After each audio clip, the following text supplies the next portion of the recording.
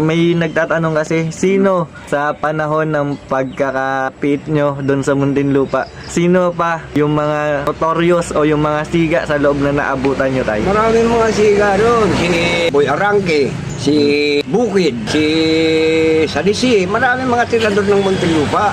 Iisa lang ang tirador yan. Pagka yan ang tirador, kumalat na, alam mo na. Kasi wala namang ginawa yung mga tirador na yan kung hindi kumain, magsugal, pinatataba. Pero pagdating ng oras, meron silang trabaho, silang inuutusan, yung mga tirador na yan. Yun ang sinasabi kong mga siga talaga. Hindi ka pwedeng maging siga pag hindi ka tirador. Kailangan magtirador ka muna bago ka maging siga. Yan ang ano ng Muntinlupa. Makain niya kami, sipin mo. Pag sigaw ng bantay namin na tirahan, iwan mo yung kanin mo. Unot sa may labas, tingin kagad, baka papasok na sila rito. Pasukin kayo doon, di ubos kami ron lahat. Ganun ang labanan doon, kailangan alerto kagad. Labas, bintana at saka rito, kailangan naka-alerto kayo. Ganun ang tirahan sa Muntinlupa. Bawian, kailangan maging matatag ang puso mo para pagdating sa tirahan, hindi tumakalug ang tuhod mo. Kasi pag kumalug yan, ikaw unang mamamatay. Kung hindi atake sa puso, saksak ang abutin mo. Yung kaibigan naman namin, kami, runner kasi ko rin sa Muntinlupa eh. Yan totoo yan, kinikwento ko sa inyo. Hindi burit yan. Totoo yan. Runner ang hanap buhay ko sa Muntinlupa.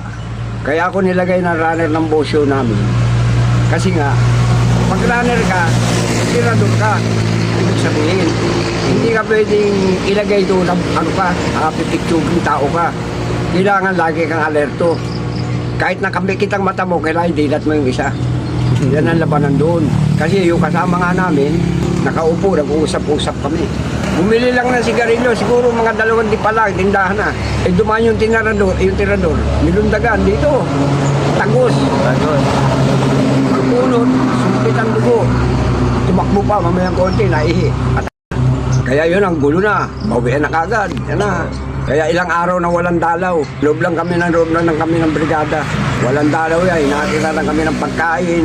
Minsan, naburido na kami. Tinutulak na lang namin pagkain doon sa gitna para malaman ni direktor na hindi kami nag-umpisa ng gulo. Tay, paano yung mga napapanood ko yung mga nababartolina? Bakit nababartolina yung isang tay? Alam mo, doon naman, hindi ka naman ibabartolina kung wala kang violation.